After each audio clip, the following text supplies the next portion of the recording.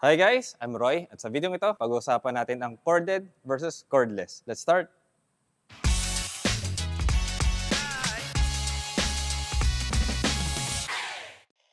So dito po sa ating cordless versus corded, pag-uusapan po natin kung ano talaga yung nababagay para sa inyo. Siyempre, as a contractor, iba yung bagay sa amin. As a DIYer, iba rin yung bagay sa DIYer. Parehas ko po siyang pinagdaanan. More or less, meron po akong idea kung ano talaga yung mababagay para sa inyo. So first, ano po ba yung pinagdedebatehan kapag cordless tsaka corded? Ang number one po talagang pinag-uusapan dyan ay yung power nila. Dito po sa power natin, dito po sa cordless, ang ginagamit po natin ay mga batteries. Ang downside po ng mga batteries natin ay syempre pag po humihina yung cutting power niya, yung drilling power niya. So ang nangyayari po, nasisira po yung ating materials. Dito po sa corded naman, hindi po yun nangyayari. Kaso kapag po nag-brown out, syempre hindi natin siya magagamit. Or kapag po nandoon tayo sa mga sites na wala pang kuryente. Nangyari na po sa amin na nag-i-install kami ng mga cabinets nang wala pang kuryente yung mga bahay. So dito po sa ating next clip, papakita ko po sa inyo kung kailangan nyo ba talaga ng corded or pwede na sa inyo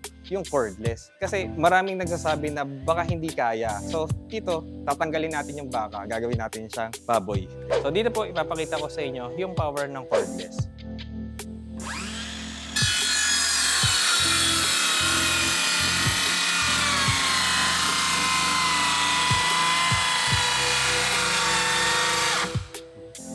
Up, lobat. Kaya pala siya huminto, maling battery yung nailagay ko sa kanya. Ito po ay 3 Ah lang, so ampere per hour. Ang kailangan niya po is minimum is 4 Ah ampere per hour. Check natin kung kaya nito 4 ampere talaga na mag-cut dito.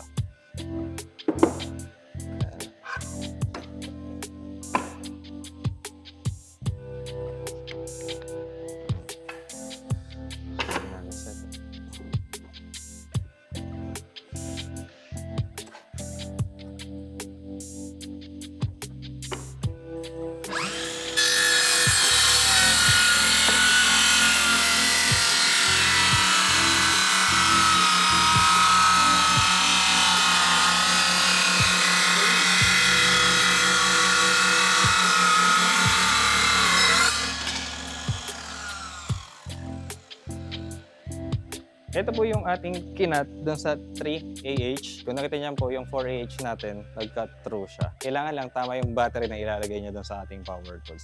Hindi lang po kayo salpak ng salpak. Ito na po yung ating corded.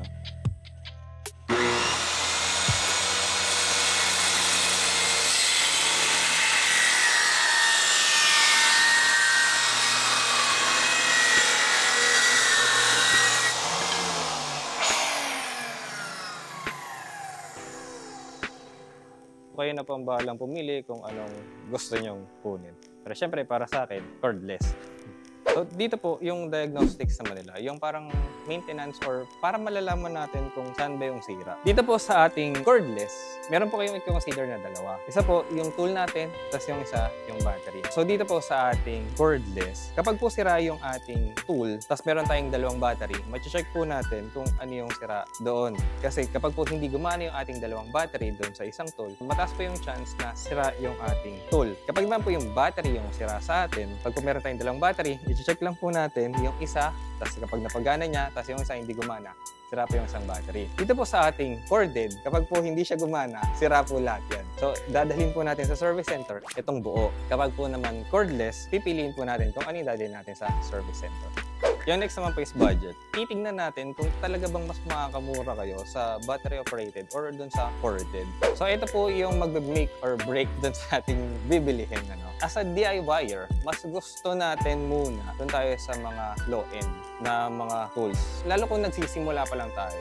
Pero kung meron naman kayong disposable money, bakit hindi, di ba? Pag-usapan natin yung budget. Ito po yung ating example.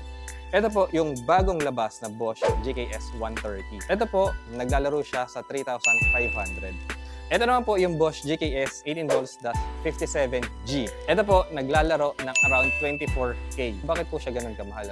Nung binili ko po siya, meron po siyang kasamang dalawang battery, 5 Ah, tapos meron po siyang kasamang fast charger. Tapos meron na rin po siyang kasamang L-box na malaki. So, dito po sa ating budget, kung nagsisimula pa lang po kayo, huwag po muna kayong bumili ng mga mamahalin. Kasi baka pumasabunutan kayo ni Mrs. So, ang gagawin nyo po, bibili muna kayo ng mga ganito. Sasabihin nyo po na panalunan nyo sa raffle.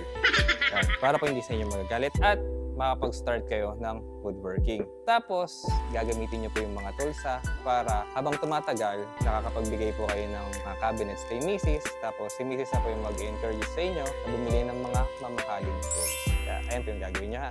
Actually, yung mga tatlo natin na pag-usapan, mga plus points yan sa mga corded. Next na part po ng video natin, pag-usapan natin yung mas nakakaangat naman, si cordless. So dito po sa part na to, dito naman po yung mga plus points ni cordless. Number 1 po is convenience. So napakadali pong gamitin ng ating cordless. Pwede po kayong gumawa sa bubungan ng walang kuryente. Kapag po kasi magko-corded kayo, kailangan nyo ng extension. So ito pong extension is very dangerous, lalo po kapag medyo nagiging seryoso na yung paggawa nyo. Isa pa po sa maganda dito sa ating mga cordless ay napakadali po netong itago. Easy to store. Ito pong ating mga cordless, tatagalin nyo ng battery, babalik nyo na doon sa inyong pinaglalagyan. Hindi nyo na po kailangan na intindihin yung mga cord. Kasi kapag po dito sa ating corded, kailangan po maganda yung pagkakastore nyo ng mga cord niya. Kasi kapag po na-store siya ng alanganin, nababali po or napipigtas yung cord niya, mapapagsaksak nyo, mag-short yan, tapos masunog, tapos ayun. Dito po sa ating cordless, mararamdaman nyo yung upgrade niya. Pagdating sa budget, medyo masakit siya sa bulsa. Kung katulad ko kayo na kapag merong nakikitang bago or sobrang ganda nung upgrade nung tools, parang ang kati sa kamay na gusto natin siyang kunin. Yung corded po kasi, hindi siya ganon ka-noticeable yung mga upgrades niya eh. Pero dito sa ating cordless, talagang mararamdaman nyo na, uy, merong upgrade yung ating cordless.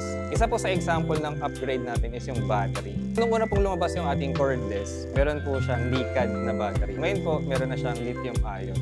Tapos kung ano-ano pa po yung mga nilalagay nila dito sa ating cordless, makakati talaga kayong mag-upgrade. Good luck sa inyong mga bulsa.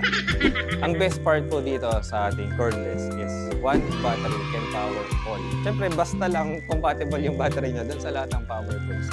Kailangan nyo lang bumili ng dalawang battery. Hindi na kayo problema na mawawalan kayo ng charge. Ito pong ating corded, kailangan po lahat sila actually nakasaksak. Pero alam nyo yun, yung pagsasaksak kasi parang nakakatamad siyang gawin. So dito, dahil tamad tayo, dito tayo sa ating cordless. So dito po sa ating battery, 18 volts. Isa lang po yung power source natin.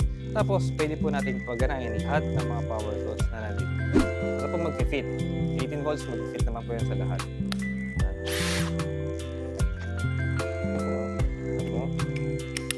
Yan. So po mag-fit.